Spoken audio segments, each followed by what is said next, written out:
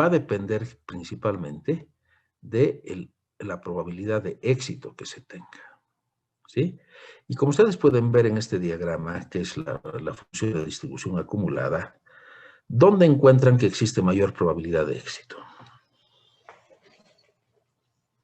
¿En qué evento?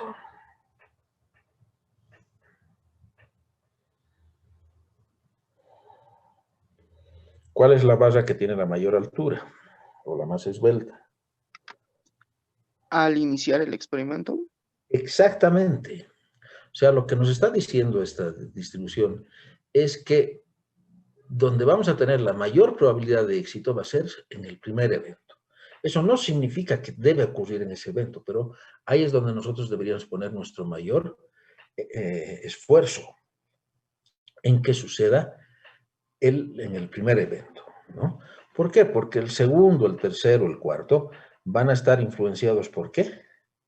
Por los fracasos. Y obviamente, acá hay que tener mucho cuidado, ¿sí? En la interpretación.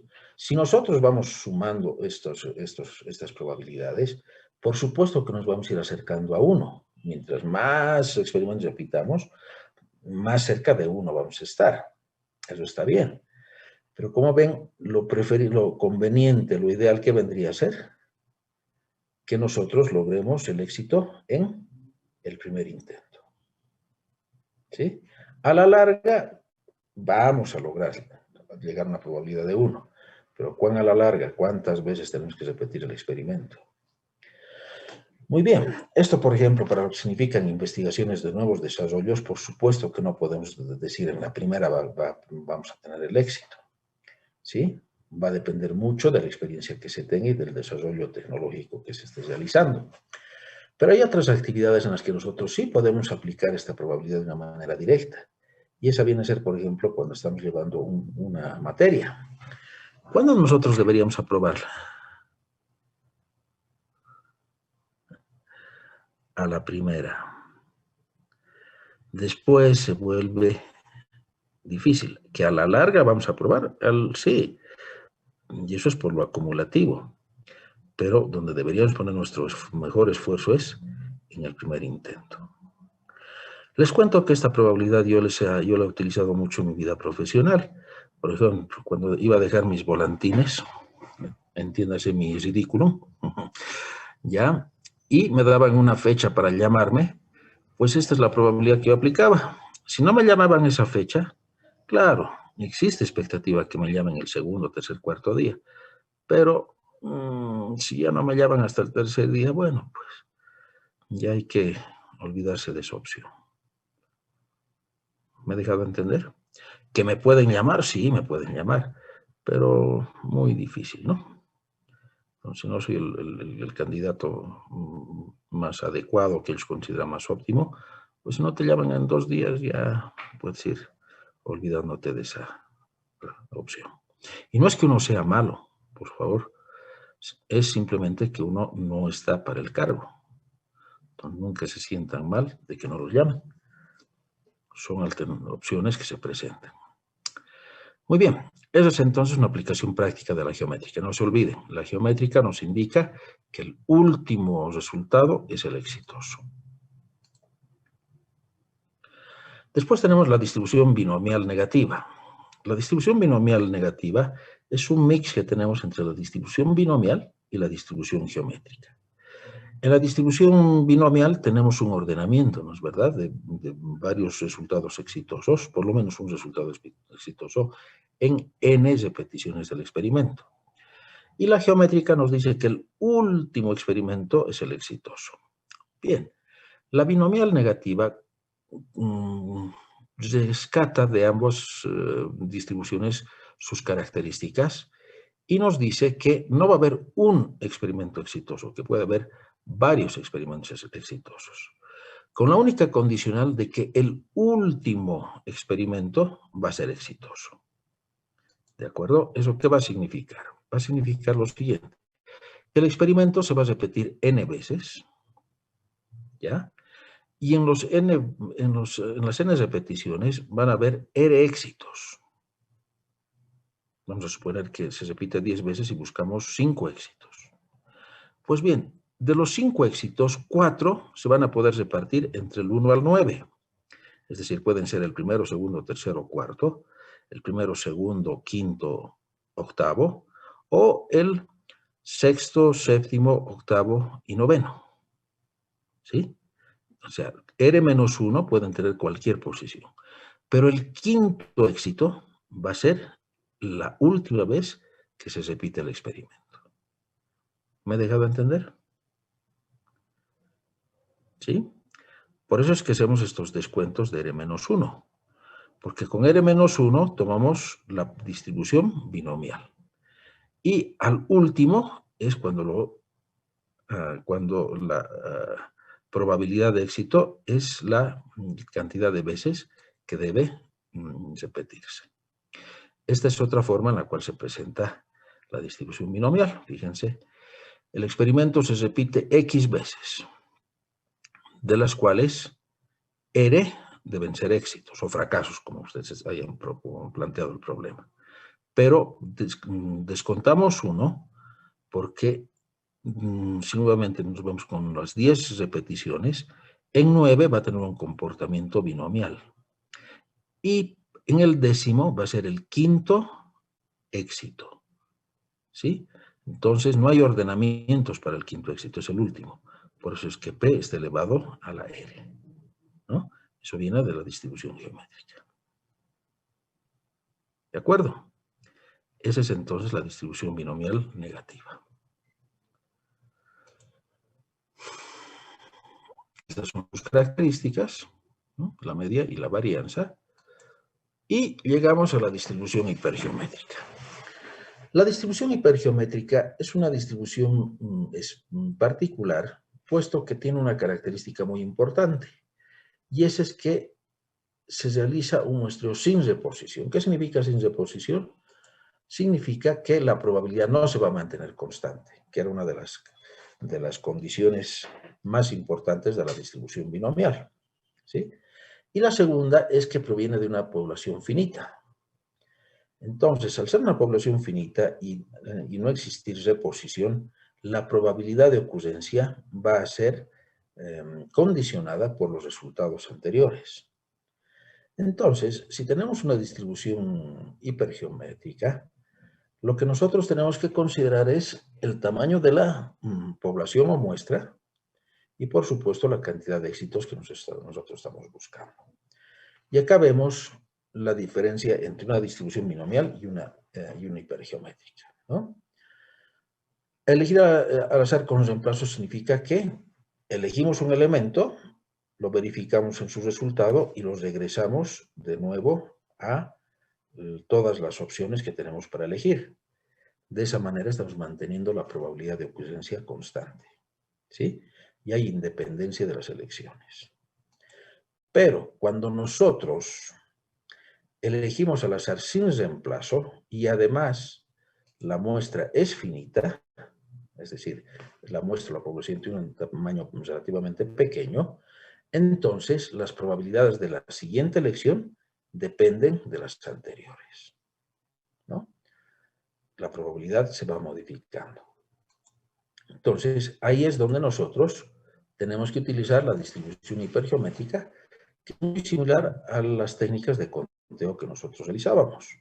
Entonces, en esta distribución vamos a tener en el denominador la cantidad de veces que se repite el experimento y la cantidad de veces que nosotros efectuamos la lectura de los resultados del experimento. Y en el numerador vamos a tener la cantidad de éxitos, ¿sí?, posibles, la cantidad de éxitos obtenibles y, por supuesto, su complemento de aquellos que sean fracasos, n-k y n-x, ¿sí? De esa manera, entonces, nosotros podemos encontrar cuál es la probabilidad de ocurrencia. Algo que es importante ver, fíjense, cuando la distribución hipergeométrica es bastante pequeña en su población,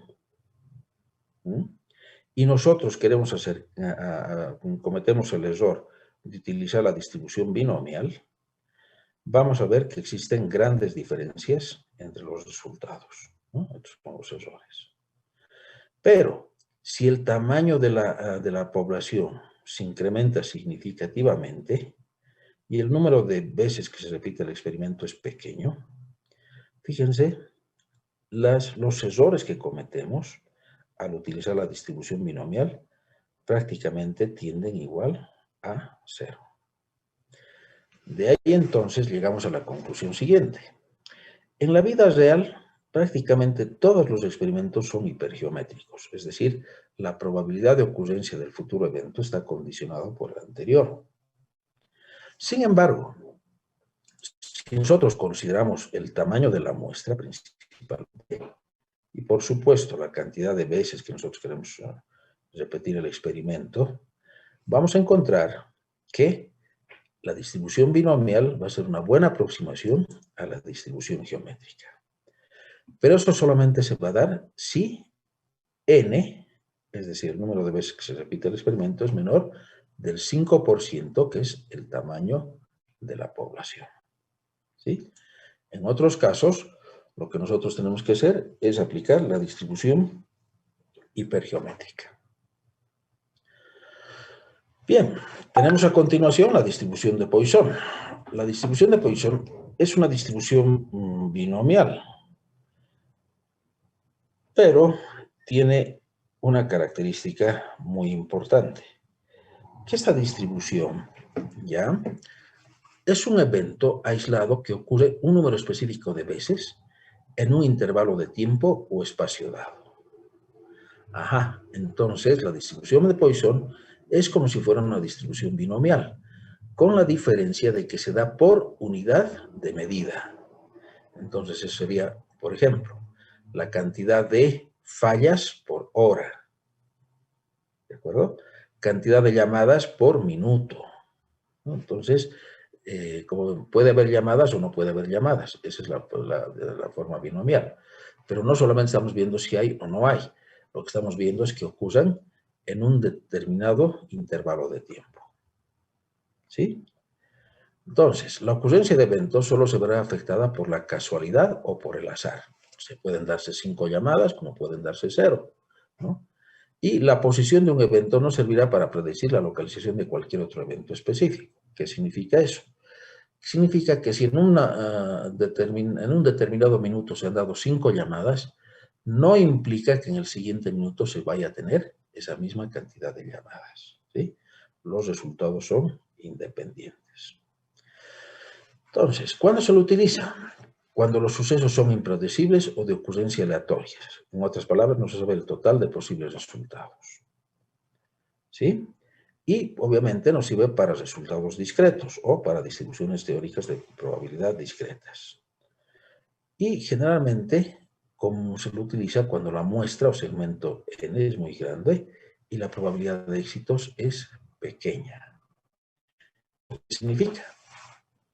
Que el segmento va a venir a ser la unidad de tiempo o la unidad de espacio sobre la que nosotros estamos analizando, y P vendría a ser la probabilidad de que se den esos eventos en ese determinado segmento. ¿Ya?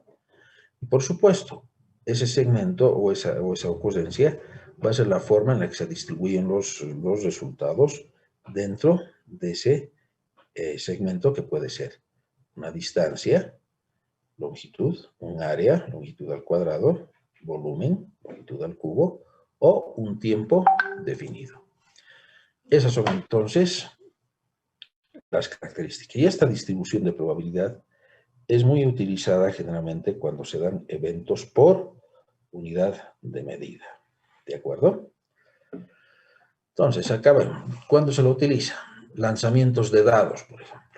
Vibraciones de las alas de un avión. Vibraciones pueden ser cantidad de eventos por unidad de tiempo, ¿no? El ruido de una señal de radio o el movimiento de partículas en una solución o muchos otros fenómenos. Pero ¿cómo nosotros podemos analizar ese ruido o movimiento de partículas? Pues tenemos que hacerlo por una unidad de medida, que vendría a ser el tiempo. ¿Ya? Y una de las características más importantes de esta distribución es que ciertos eventos suceden o no a intervalos regulares, ¿sí? Entonces pueden darse como no pueden darse. Existe independencia. ¿De acuerdo? Y pues, cumple con las características de la distribución binomial, que se resume en esta frase. Si repetimos el experimento n veces, podemos obtener resultados para la construcción de la distribución de Poisson por unidad de tiempo. ¿Dónde se lo utiliza? Pues cuando estamos haciendo análisis de eventos que sucedan por unidad de tiempo, ¿no? Por longitud, por volumen, por superficie o nuevamente por tiempo. ¿Sí? Siempre va a estar presente el por, ¿no? Número de eventos por unidad de medida. La fórmula que tiene la distribución de Poisson viene dada por esta expresión, donde tenemos e elevado a la menos lambda, donde lambda es la esperanza matemática, fíjense, muy similar a la distribución binomial. ¿Ya? Por lambda elevado a la x sobre x factorial. ¿Ya? Entonces, acá tenemos algo interesante, fíjense. El número de individuos que será atendido un día, como ven ya estamos hablando por día, cualquiera en el servicio de urgencias del Hospital Clínico Universitario, son 1.000.000 de habitantes. ¿Ya? Supongamos que la probabilidad de que cualquier persona tenga un accidente es de 1 sobre 10.000. Esa es la probabilidad. Entonces, el cálculo de la probabilidad de atención en urgencias, ¿cómo va a estar dado? Como el tamaño es grande, nosotros ¿qué podríamos utilizar? La distribución binomial.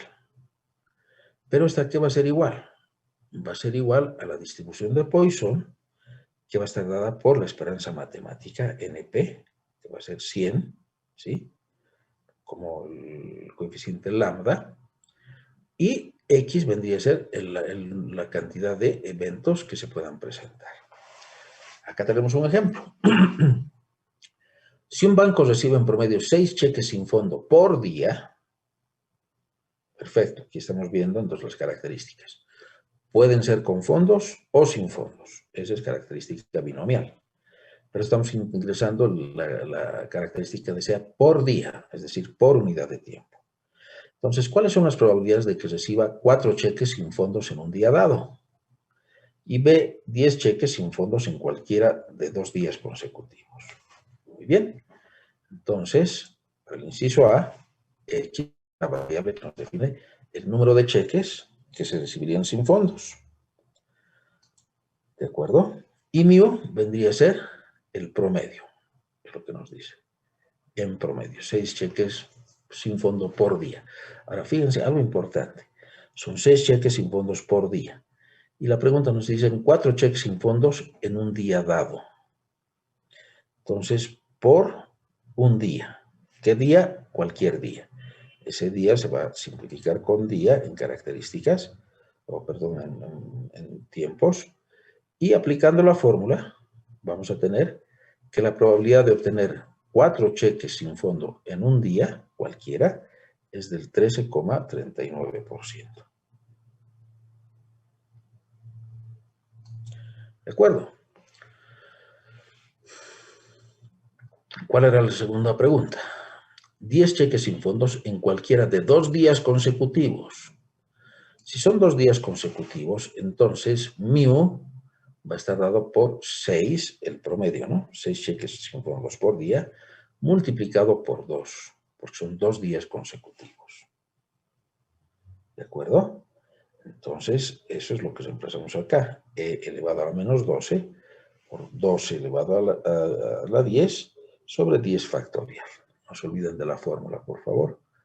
E a la menos lambda por lambda elevado a la x sobre x factorial. ¿Ya? Entonces, lambda es lo que nos mide la tasa de ocurrencias por la unidad de tiempo. Ahí fíjense, obtener 10 cheques sin fondos en 2 días consecutivos tiene una probabilidad menor a aquella de recibir 4 cheques en un día cualquiera. Esa es la probabilidad. ¿Ya? Veamos otros ejemplos. Ahora este es un más práctico, ¿ya? Una empresa que ofrece el servicio de conexiones de computadoras particulares tiene muchos problemas con los virus cibernéticos, ¿no? El esfuerzo es de tal magnitud que le sobrepasa y decide contratar los servicios de una empresa dedicada a la protección. Entonces, ¿qué es lo que hace esta empresa? Hace una determinación estadística de cuántas agresiones o intentos de hackeo se dan por día, ¿sí? Y después de 10 días de monitoreo, hace su estudio. Bien, a esto vamos a volver posteriormente. A ver. Entonces, ¿qué es lo que hace? Durante 10 días monitorea qué cantidad de ataques se dan por día. Y esto es lo que obtiene, ¿sí? Cantidad de ataques, desde 2 hasta 10. Y encuentra que la frecuencia observada es de 1, de 2 para 4 ataques. Un ataque, 5 ataques se dan una vez, 6 ataques se dan una vez, 7 3 veces y 10 2. Entonces, esta es la frecuencia observada de ataques. Entonces, ¿qué es lo que obtiene? El promedio, ¿no? ¿Y eso cómo se obtiene? La frecuencia por la variable aleatoria. Y tenemos que en promedio se dan 6,2 ataques por día. ¿De acuerdo? Entonces, esa es la cantidad de ataques por día. Como ven entonces, esto es lo que nos muestra el promedio por unidad de tiempo. ¿Está bien?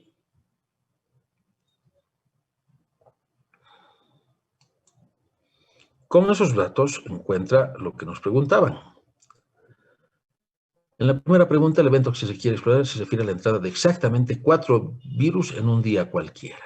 Entonces, x es igual a 4, 6,2 es en promedio lo que se da, elevado a la 4 por e a la menos 6,2 sobre 4 factorial. Y el resultado. En la segunda, el número de observaciones se duplica, ¿no? ¿Qué es lo que nos preguntaban en el inciso B? Nos decían que entren 10 virus en 2 días consecutivos. Como son 2 días consecutivos, entonces 6,2 se tiene que multiplicar por 2. Y eso nos da 12,40. ¿No? Y acá tenemos que entren 10 virus. Reemplazamos X. Fíjense que X nada tiene que ver con el numerador, solamente actúa en el denominador y nos da la probabilidad. ¿Ya? Y con eso obtenemos la probabilidad de ocurrencia, con la distribución de Poisson. Otro ejemplo, más mecánico.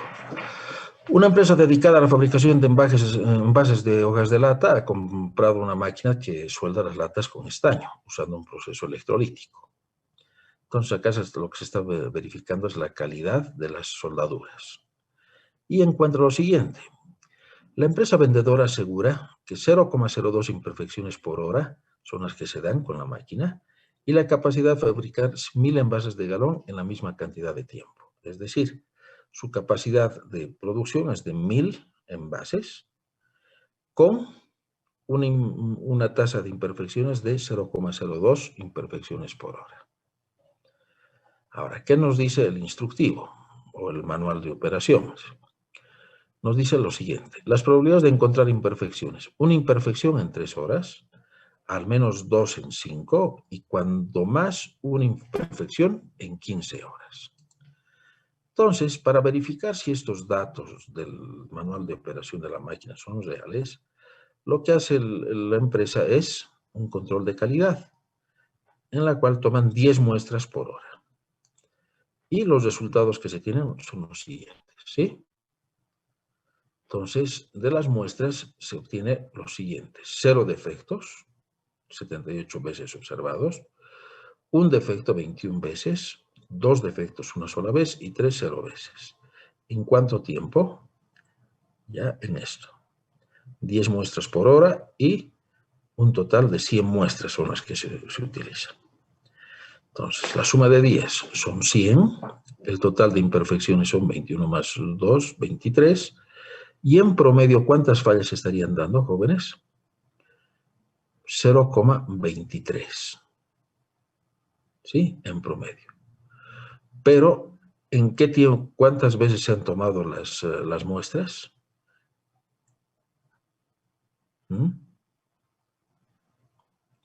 10. Ese es el tamaño. Entonces, la proporción es de 0,023. ¿Sí?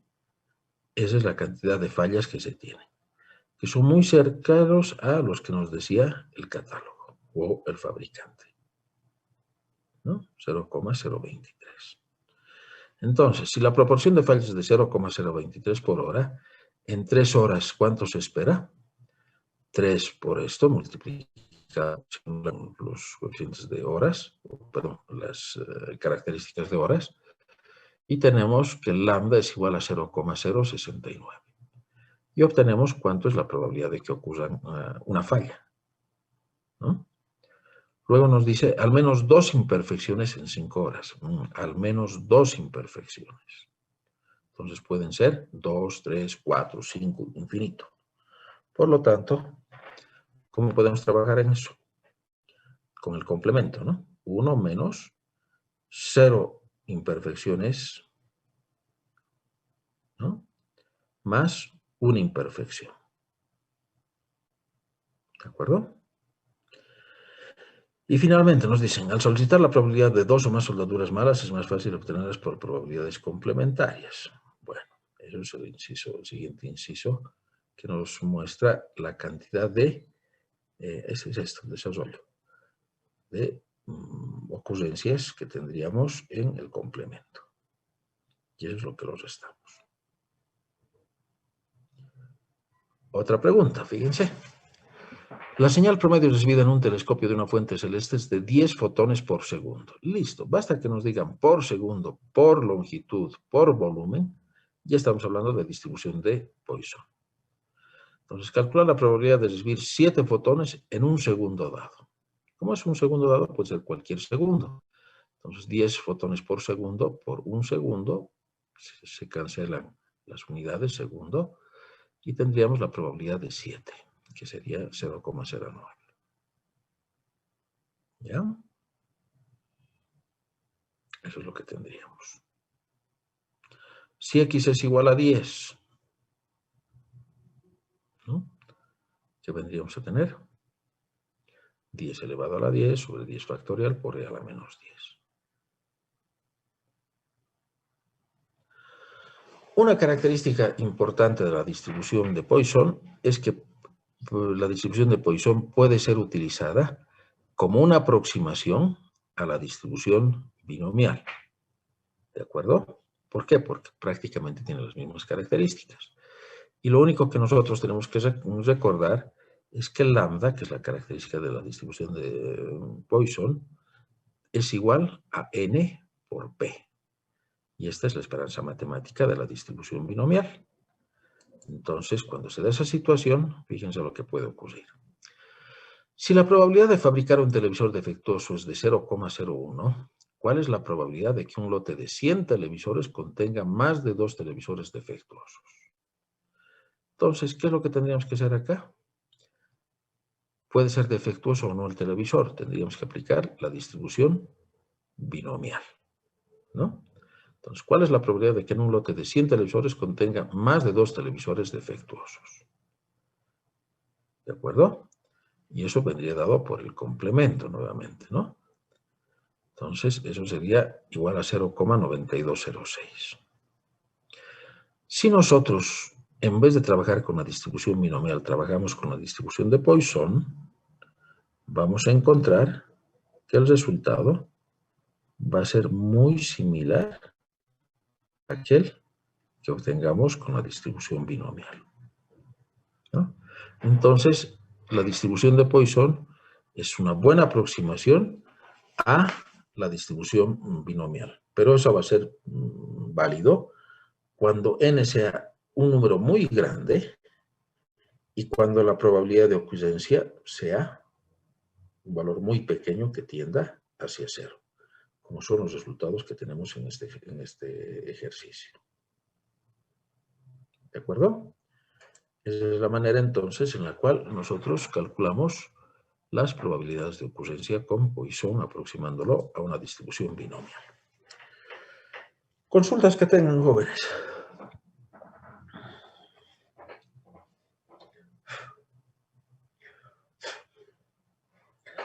No es muy complicado ya el utilizar estas distribuciones teóricas. Y lo que prácticamente tenemos que hacer es resolver ejercicios para sentirnos cómodos en la identificación de cuál es la probabilidad que nosotros deberíamos aplicar. Entonces, en la sesión del día miércoles, lo que vamos a hacer va a ser resolver ejercicios, ¿sí? En los cuales vamos a identificar qué tipo de distribución de probabilidad es la que debemos aplicar y, por supuesto, ver qué tipo de probabilidad es la que debemos obtener. Si es un valor acumulado o si es una probabilidad puntual. ¿De acuerdo?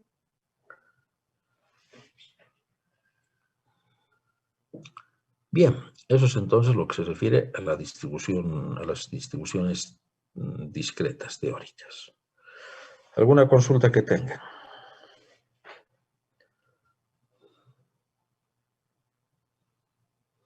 Hasta este tema llegaría a ser el examen del día sábado, ¿no, ingeniero?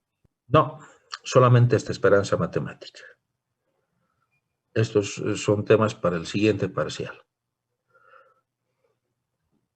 Está bien, gracias. Nada. ¿Alguna otra consulta?